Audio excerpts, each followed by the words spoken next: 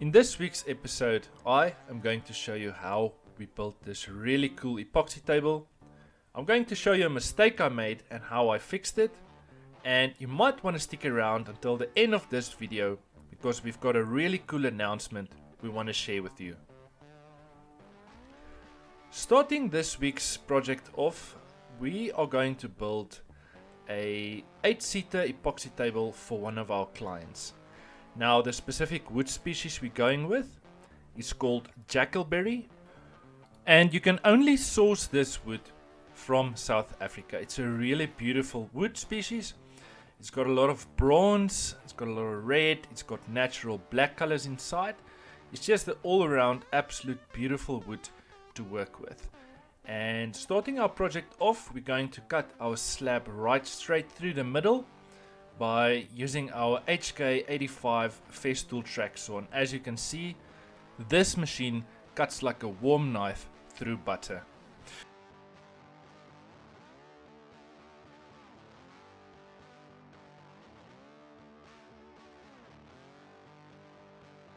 So on the side of our epoxy table, we had this very big, large, broken out cracks and holes we had to close, and I'm using normal standard white melamine sheets with some silicone on the inside, pressing it right on top of our wood and clamping it down to make sure that when we're going to pour the epoxy that it's not going to leak out. Now, I do want to apologize in advance. For some reason I have lost some footage on this project, and some of the coolest shots we had was where I was doing the pouring on this table, the preparation stages, and making the swirl marks in the solid color epoxy. But nevertheless, we have to continue with this project.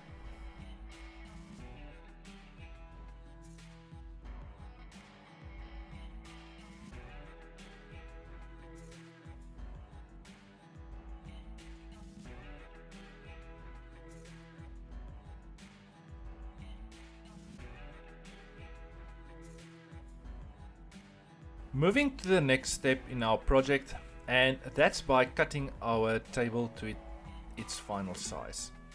And using the same Festool HK85 track saw, but you need to make sure that you change your blades when you're going to do your final cut. You need to have a fine blade, meaning that the blade you're going to use needs to have a lot of teeth. The specific one we're using, I think it's got 60 or 80 teeth, and it's going to give you a very fine cut on the edge of your table. Now, if you're going to use a very rough blade, you're going to have a lot of tear outs on the side of your table where you're going to do your cut. And one thing we also noticed is that the blades, even your router blades, gets very dull very quick when you work with epoxy, and you will pick that up very quickly as you start working with epoxy.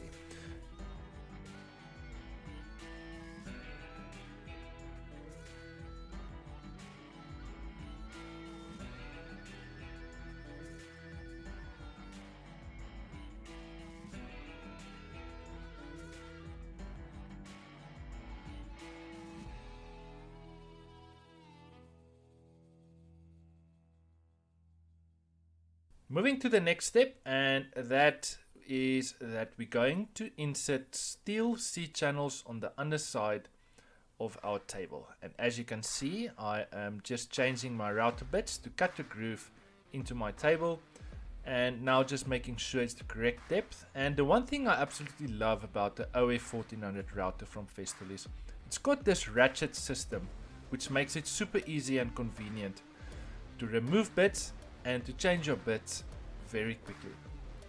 Now we're just starting to cutting the grooves in our table, and I do want to encourage you, we invested in this jig that slides on top of the track saw that links to your router, and I can promise you we had a super accurate cut and a groove cut into the underside of our table, which made this part very easy.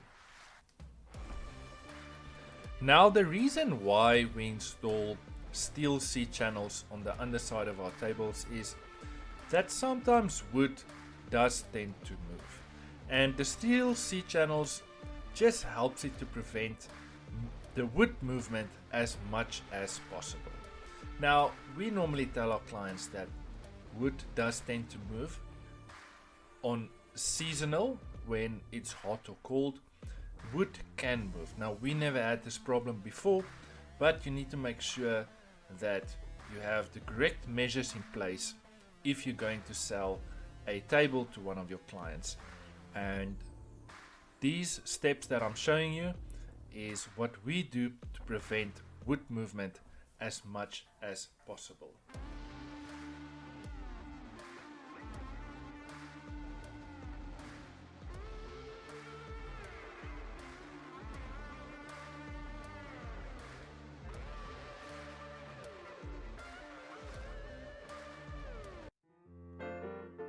We've been building epoxy tables for many years now, and we are finally going to share all our methods and techniques with you.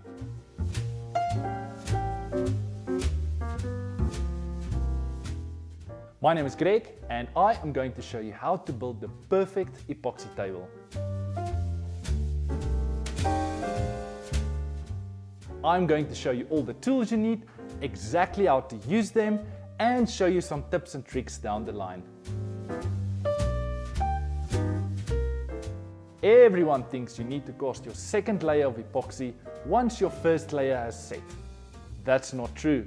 You need to cast your second layer of epoxy once your first layer has become tacky.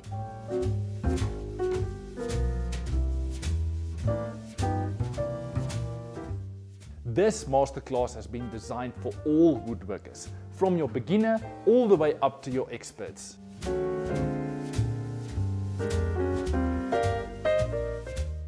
Click on this video or in the description down below for more information.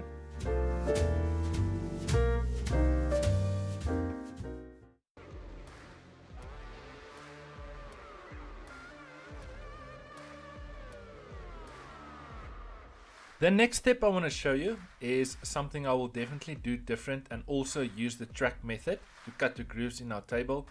And that is that we have to remove a small layer of wood between the two grooves we cut, because we want our C-channel to sit flush with our table. Now we're just using a flush trim bit, and I actually have no patience when it comes to this, and if I could go back I'll do it differently. But I ended up cutting two little small grooves on the side of our table. You can't really see it, but that is what you call that you're not patient, and I will definitely do it different next time.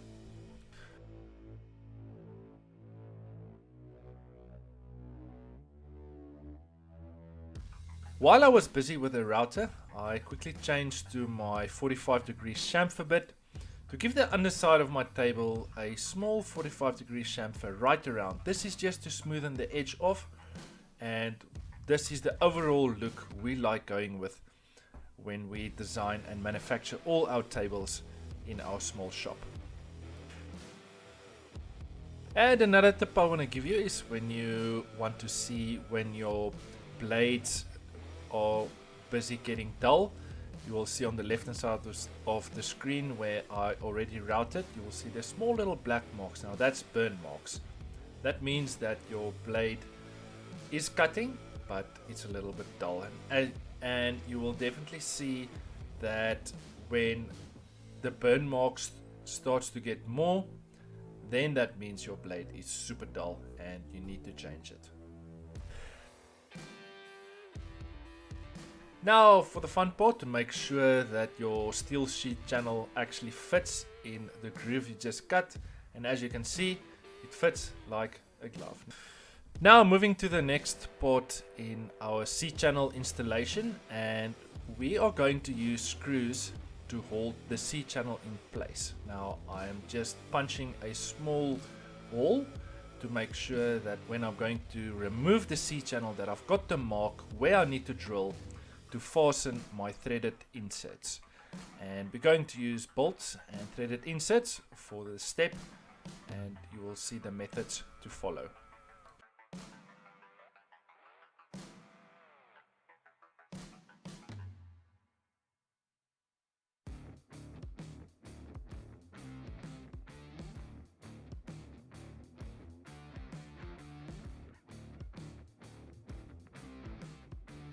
Now just using a 10mm wooden bit to drill the holes, and to make sure I'm not drilling too deep, I've got a small little masking tape to make sure I drill the exact same depth every single time.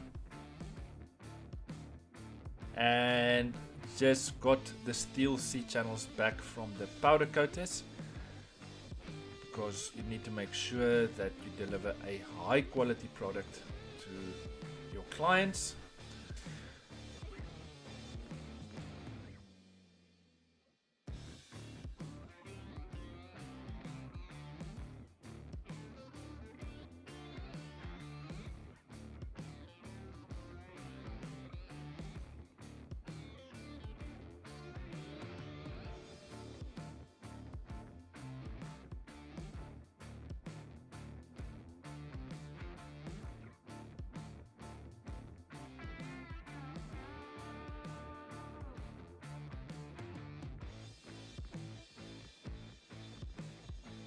Now moving to the next step, and in the making of this video we invested in the small palm router from Festool, because the big router does tend to tilt a little bit when you get to the corners of your table.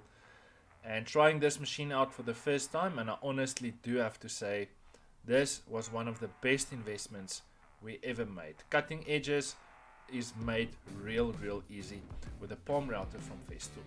So I just want to take this opportunity to thank every single person that's supporting the channel, and if you think I deserve it, please hit the subscribe button, like this video, and leave me a comment down below. What do you think of this project thus far? And what would you have done differently?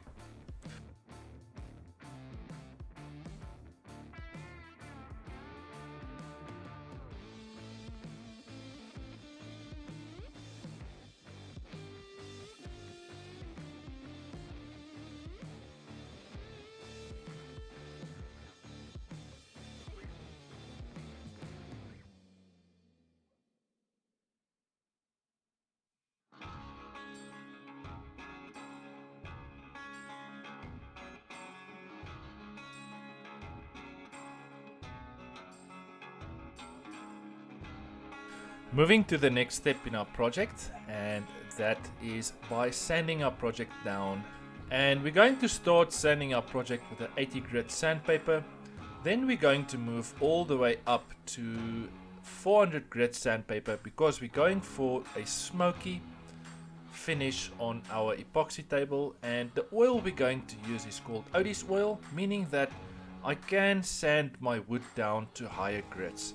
So for this project, we're going to sand the epoxy and the wood down to 400 grit sandpaper.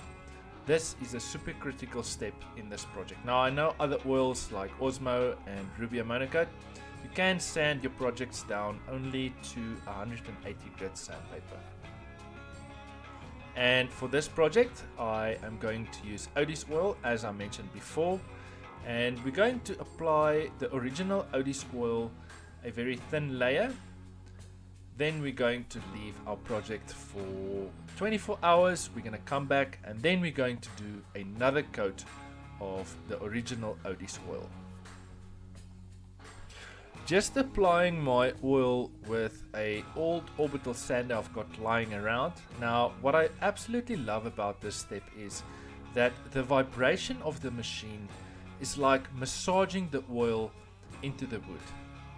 One of the best steps you can use when applying your oil. Otherwise you can use your hand, but we are manufacturing a lot of these tables, so using an orbital sander is a quicker method.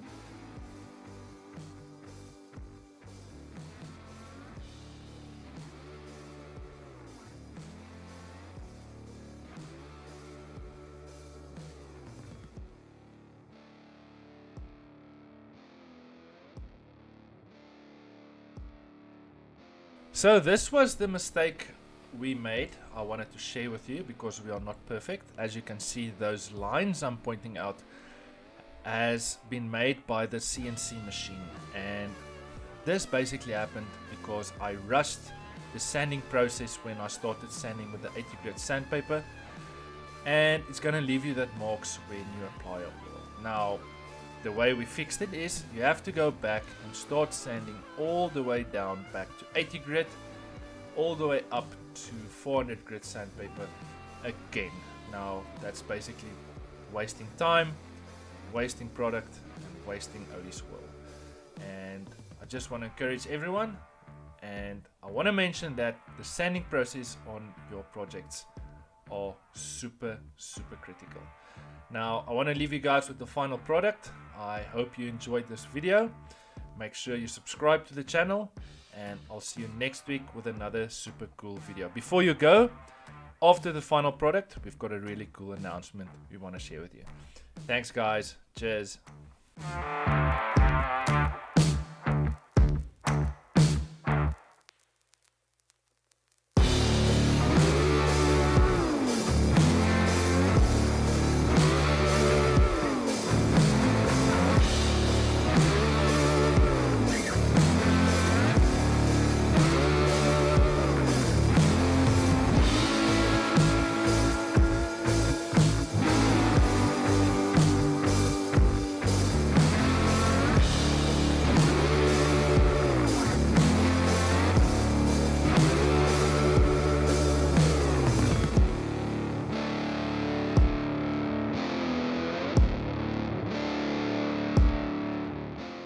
Welcome to this online epoxy masterclass. Moisture content. You hit right into the core wood species to remove the bark with an aggressive steel wire brush. Table design, slab preparation, building process, epoxy mold. Release agent wax, calculate epoxy. 7, 8, so we got 16 points. Mixing epoxy, color, consistency. Whether to seal your live edges or not. Pouring epoxy. Sanding between layers, sanding grooves inside your epoxy. Dealing with bubbles. Maximum depth, curing time. Removing the table from your mold. Our local CNC supplier. Start sanding, cutting your table to size and edge. Filling the cracks and holes. Smoky finish, high gloss see-through finish. Wood surface finishing, tabletop supports. To drill into our wooden section. Our online epoxy masterclass is finally here. It's 4 hours of masterclass where I'm going into detail on how we build all our epoxy tables, where I'm going to teach you from start to finish how to build a epoxy table successfully. I'm going to show you all our methods and techniques we take in our everyday business building epoxy tables successfully. Down in the description of this video, you're going to find the details on how to purchase this masterclass. You don't want to miss this one.